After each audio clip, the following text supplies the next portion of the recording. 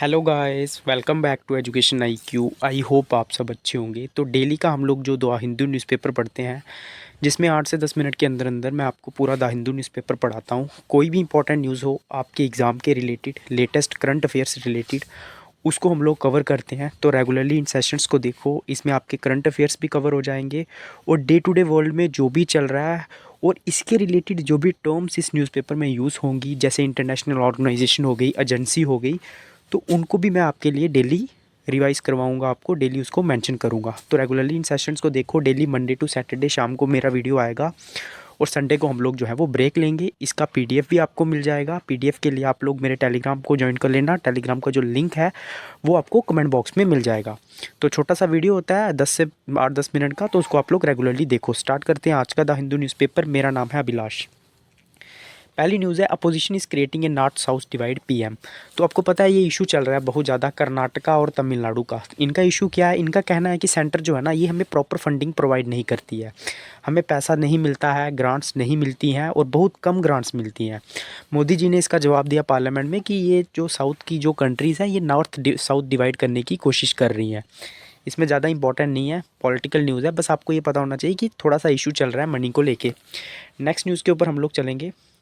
Bihar speaker refuse to quit until Nitish faces floor test in the assembly.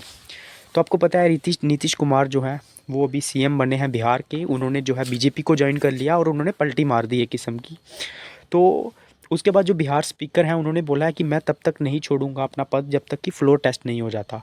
Floor test क्या होता है इसके बारे में मैं डेली आपको रिपीट करवाता हूँ, क्योंकि ये टर्म बार बार यूज़ हो रही है।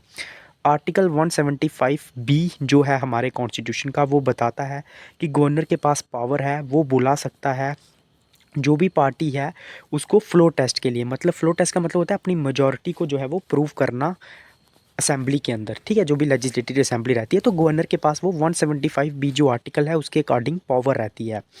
और ये पावर गवर्नर के पास तब गवर्नर यूज़ कर सकता है जब असेंबली जो है वो सेशन में ना हो, ठीक है। अदरवाइज़ ये पावर जो है वो स्पीकर है, मतलब स्पीकर भी जो है वो बुला सकता है फ्लोर टेस्ट के लिए जब असेंबली जो है वो पावर में हो, मतलब असेंबली के जो है वो सेशन चल रहे हो और सीटिंग चल रही हो। नेक्स्ट न्यूज़ के ऊपर हम लोग चलेंगे जो भी इंपॉर्टेंट होगी आपके एग्ज़ाम के लिए। तो ये सब पॉलिटिकल न्यूज़ है, तो पॉलिटिकल न्यूज़ को हम लोग कवर नहीं करेंगे। Mixed reactions in north east to centre's remove to fence India Myanmar border. कल भी मैंने ये न्यूज़ कवर की थी कि अमित शाह जी ने बोला है कि हम लोग जो भी फेंसिंग है उसको कंप्लीट कर देंगे, मतलब जो भी हमारी बाउंड्री है उसको कवर कर लेंगे इंडिया म्यांमार बॉर्डर पे। ऐसा क्यों हो रहा है? क्योंकि म्यांमार में जो है ना एक सिविल वॉर छिड़ गया है। मिलिट्री ने वहाँ पे कूप किया था, कब्जा किया था 2021 में। उसके बाद वहाँ की जो एथनिक ग्रुप हैं उनके बीच में फ़ाइट चल रही है, मिलिट्री के ख़िलाफ़ वो लड़ रहे हैं। और इसमें क्या हो रहा है, जो वहाँ की बॉर्डर कंट्रीज़ हैं जैसे बांग्लादेश हो गया, इंडिया हो गया, तो उनको जो है वो नुकसान पहुँच रहा है। बहुत ज़्यादा इलीगल माइग्रेशन हो रही है, रोहिंग्यास वहाँ से बॉर्डर पे आ रहे हैं, तो इसीलिए इंडिया जो है अपनी फेंसिंग कर रहा है। इससे मिक्स्ड रिएक्शन आया, मतलब कुछ नॉर्थ ईस्ट स्टेट ने इसको अच्छा कहा है और कुछ नॉर्थ ईस्ट स्टेट ने इनको इस चीज़ को अच्छा नहीं कहा है। अब किसने अच्छा कहा है किसने नहीं कहा है उसके बारे में मैं थोड़ा सा बताऊँगा। इंडिया जो है लगभग 1643 किलोमीटर बॉर्डर शेयर करता है म्यांमार के साथ। तो सिर्फ असम को छोड़ दें तो बाकी कौन कौन सी कंट्री है? अरुणाचल प्रदेश, मणिपुर, उसके बाद नागालैंड, ठीक है, मिज़ोरम हो गई। तो ये क्या करती हैं? बॉर्डर शेयर करती हैं किसके साथ? म्यांमार के साथ। तो कुछ स्टेट्स ने बोला है कि ये ठीक है, लेकिन कुछ ऐसी भी स्टेट्स हैं जैसे मणिपुर और नागालैंड, इनके जो चीफ मिनिस्टर हैं, जैसे मणिपुर के चीफ मिनिस्टर हैं नोंगथोम्बम बीरेन सिंह, इन्होंने, और जो उनके चीफ नागालैंड के चीफ मिनिस्टर हैं उन्होंने इस चीज़ को बोला है कि इससे क्या होगा, हम लोग जो हमारे जो कल्चर था, हमारी जो फ्री मूवमेंट थी, उसको नुकसान पहुंचेगा और ये अच्छा नहीं है। तो मिक्स्ड रिएक्शन आया है फेंसिंग को लेके। नेक्स्ट न्यूज़ के ऊपर हम लोग चलेंगे जो भी इंपॉर्टेंट होगी। No discrimination in tax sharing with state finance minister. तो हमारी जो फाइनेंस मिनिस्टर है निर्मला सीतारमण, आपको पता है इशू तो चल ही रहा है क्योंकि कर्नाटका और तमिलनाडु का कहना है कि हमें जो है बराबर फैंसिस, मतलब पैसा नहीं दे रहा है जो भी सेंट्रल गवर्नमेंट है। लेकिन हमारी जो फाइनेंस मिनिस्टर है निर्मला सीतारमण जी, उन्होंने कहा है कि कोई भी डिस्क्रिमिनेशन नहीं किया जा रहा है, जो भी टैक्स का शेयर है वो बराबर दिया जा रहा है हर स्टेट को, ठीक है। उसके बाद 3 man held after reaching Mumbai from Kuwait bye boat. तो कुवैत जो कंट्री है जो कि एशिया की कंट्री है लेकिन ये अरब कंट्रीज़ में से आती है। तो 3 आदमी जो मुंबई में आ रहे थे, ठीक है, उनको जो है पकड़ लिया गया बाय बोट। ये एंटर कर रहे थे तो पुलिस ने जो है, मुंबई पुलिस ने जो है इनको अरेस्ट किया। इनको फिशरमैन जो है वो बुलाया जा रहा है। नेक्स्ट न्यूज़ के ऊपर हम लोग चलेंगे। हाँ, इक्विटी कंसर्न्स इन बैनिंग फॉसिल फ्यूल एक्सट्रैक्शन। तो आपको पता है ना, हम लोग जो है फॉसिल फ्यूल को बैन करने की बात करते हैं। मतलब हम लोग मिनिमम यूज़ करेंगे फॉसिल फ्यूल्स का। फॉसिल फ्यूल्स क्या होते हैं? जो कि काफ़ी पोल्यूशन क्रिएट करते हैं। कोल, पेट्रोलियम, नेचुरल गैस, तो ये जो है ना काफ़ी पोल्यूशन क्रिएट करते हैं। तो इसी को लेके जो है ना हमने हमने हमारी जो है, हम लोग सारी कंट्रीज़ जो है वो ट्राई करती हैं, लेकिन कोई भी कंट्री जो है वो सीरियस नहीं है। ठीक है, सबसे पहले इसके बारे में मैं थोड़ा सा बताऊंगा। 2015 में जो है पेरिस एग्रीमेंट हुआ था, आपने सबने सुना होगा। ये हुआ था यूनाइटेड नेशन जो क्लाइमेट चेंज को लेके जो उनका फ्रेमवर्क है, उसका पेरिस एग्रीमेंट हुआ था, जिसमें हमने बोला था कि हम लोग जो है अपना जो टेम्परेचर है उसको 1.5 डिग्री सेल्सियस से जो है वो कम रखेंगे। ठीक है, उसके बाद 2000 जो COP26 हुआ, जो UNFCCC की United nation framework convention on climate change 2021 में जो ग्लासगो में मीटिंग हुई, वहाँ पे बोला गया कि हम लोग फेस आउट मैनर में, मतलब धीरे धीरे हम लोग जो है वो फॉसिल फ्यूल्स को यूज़ करना कम कर देंगे।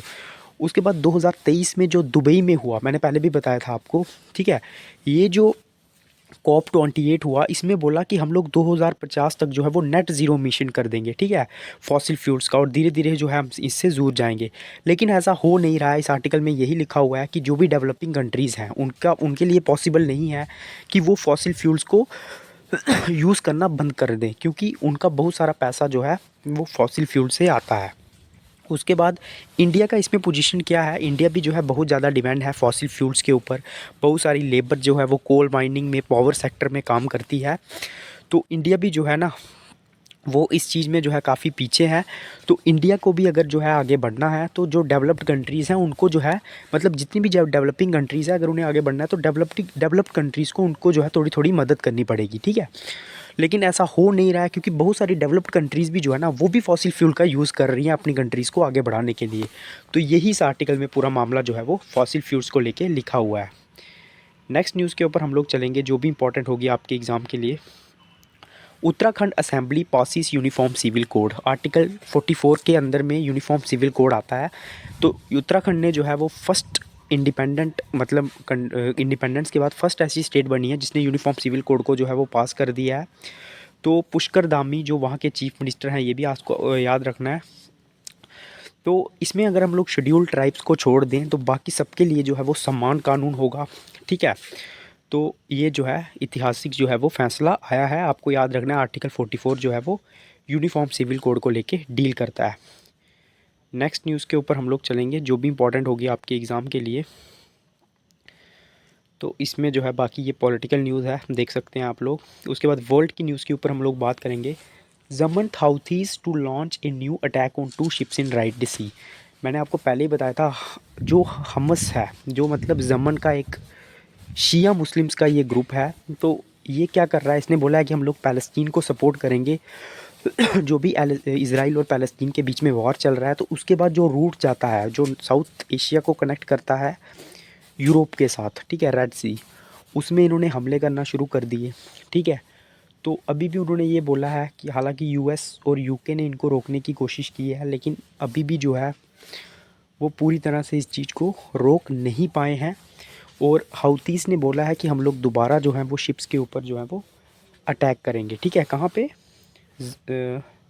रेड सी के अंदर में, ठीक है, जो एशिया को यूरोप के साथ कनेक्ट करता है। उसके बाद Israel PM rejects Hamas truce terms was to fight until absolute victory. तो अभी मैं आपको बताया था, ट्रूस का मतलब होता है युद्ध विराम। तो इजराइल के पीएम ने बोला है कि हम लोग युद्ध विराम नहीं करेंगे, और हम लोग जब तक हमारी पूरी विक्ट्री नहीं हो जाती तब तक हम लोग जो है वो फाइट करते रहेंगे। इसमें और कुछ इंपॉर्टेंट नहीं है। हाँ, conflicts in Myanmar is worrying India and Bangladesh. मैंने पहले ही बताया था, जो भी झगड़ा चल रहा है ना वो बहुत ज़्यादा प्रॉब्लम क्रिएट कर रहा है इंडिया और बांग्लादेश के लिए। इसीलिए इंडिया ने जो है वो फेंसिंग करने का फैसला किया है अपने म्यांमार बॉर्डर के ऊपर। ठीक है, उसके बाद इंडिया और जो चाइना का जो ट्रेड हुआ है ना, उसने रिकॉर्ड बना दिया है 2023 में। बहुत ज़्यादा ट्रेड जो है वो हुआ है। बाकी स्पोर्ट्स की न्यूज़ है, इसमें कुछ ज़्यादा इंपॉर्टेंट नहीं है। तो पूरा न्यूज़पेपर मैंने कवर कर लिया है। वीडियो अच्छा लगा होगा लाइक करना, कमेंट करना। जय हिंद।